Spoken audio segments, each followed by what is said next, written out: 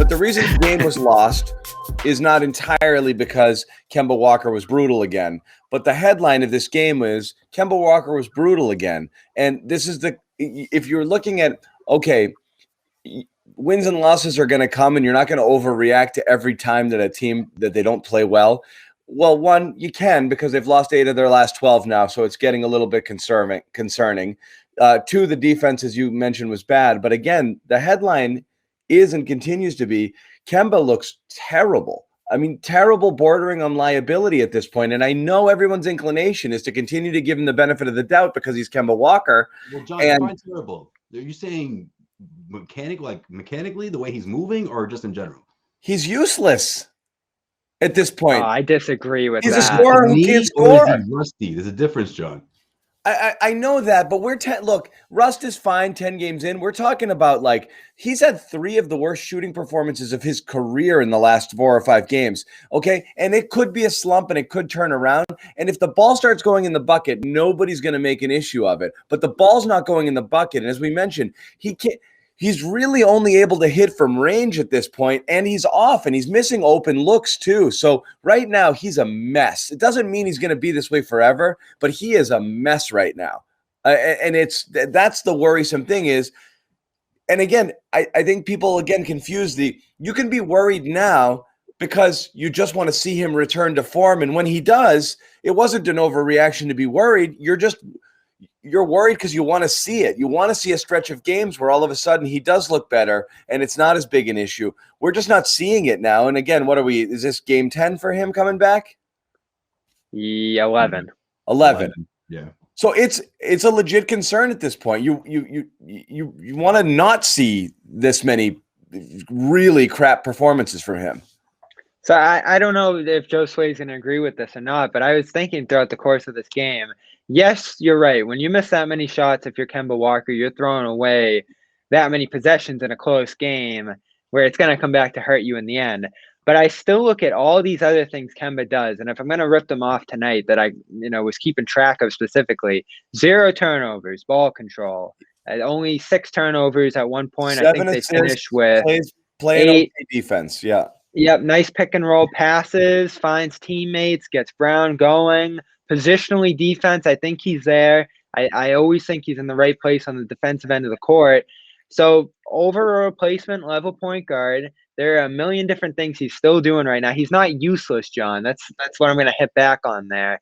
Is he a liability right now? I think you could start to maybe argue that with how poor offensively he's been and how much a defense could leave him. I mean, that's semantics, Bobby. Useless and liability. He's not useless, but he's a liability. That's a definition of useless. Meaning, right now, he's barely. I mean, he's not even replacement level. So, are you concerned about his shooting long term? Because I'm not. I'm concerned that whatever it is that made him a dynamic offensive player, he's not able to find it again. And I know everyone says he looks like he's moving physically. I know he mentioned that he's having a little tougher time stopping. And that's a big part of his game, Balance at the rim, yeah. And so that's a big thing. And now he's morphed that concern. He himself has said it's a confidence issue.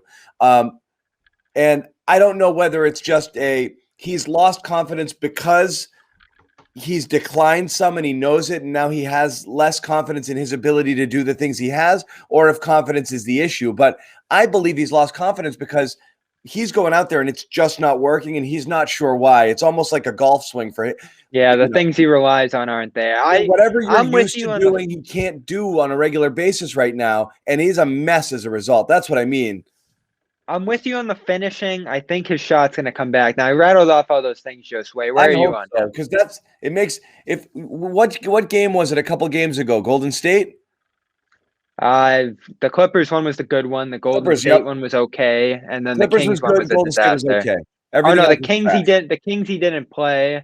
The Warriors was okay. The Clippers one was good. So overall on this trip, you're talking about a really good game from him against that Clippers. That one mattered because you see that he's capable of doing that. Now, on the whole, the bigger sample size right now has been the bad play from him.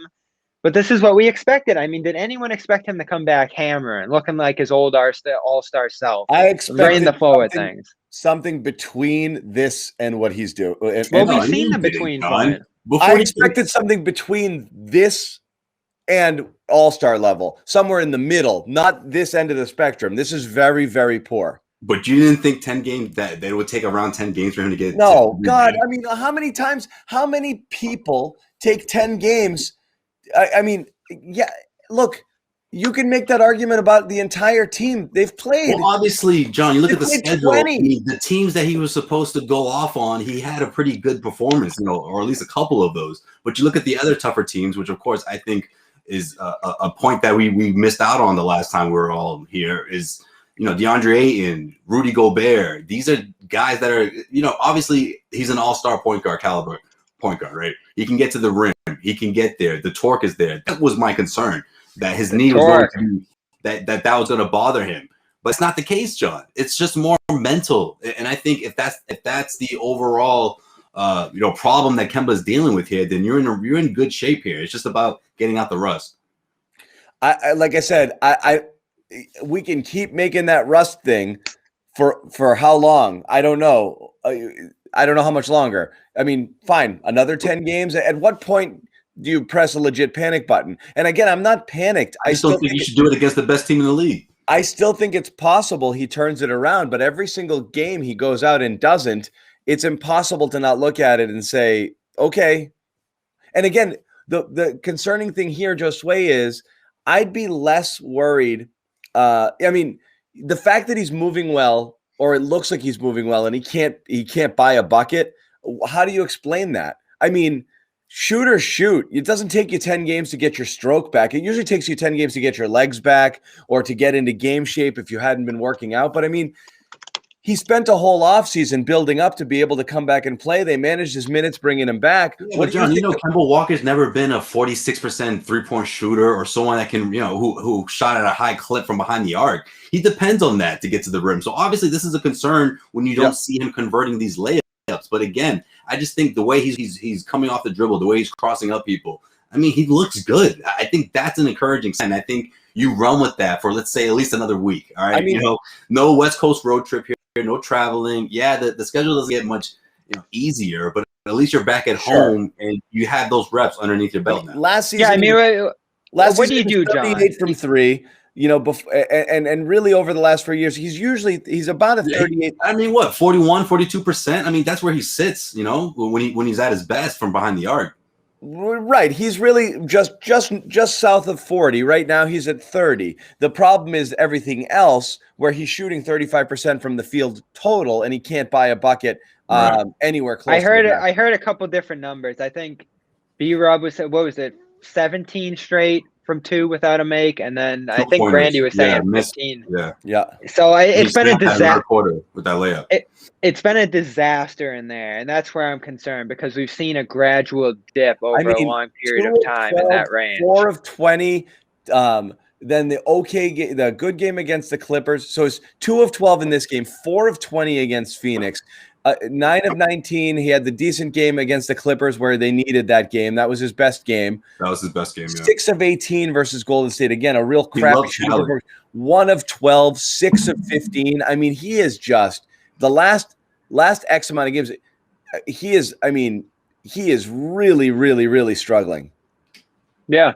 And this was a tough matchup here because he can't imprint his pace on the game. I think he controlled the ball well. The Jazz don't hunt turnovers that much. I think they're 30th in forcing turnovers. So it was an easier game from that aspect and be in control as an offense. But they're setting themselves.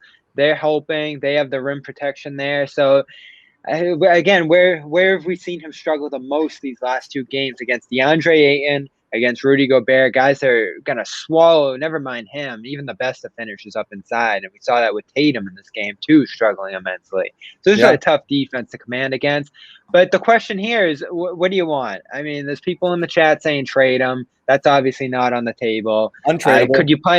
Could you play him less? Could you get away from him in the crunch time? I think we've agreed that that's not the answer. You want him to be out there and work through the stuff. You just got to wait him out. You see Pritchard too in this one. Not the usual Pritchard we've seen. He too had struggled putting his imprint on this game and only got 15 minutes, but I didn't think he was all that effective either. So you are where you are with this team. None of us love Teague.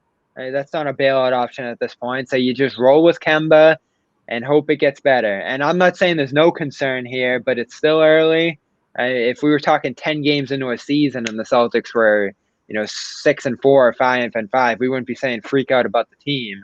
So 10 to 11 games in the Kemba, even though it's more like, I don't know, 2-8 or 3-7 right now when we think of good games versus bad games, I'm still not freaking out with him on the whole. And they've been able to get some wins with him out there. That Clippers one especially stands out to me as what they can pick out of it. 3-7 with Kemba. Yeah. So yeah, 3-7.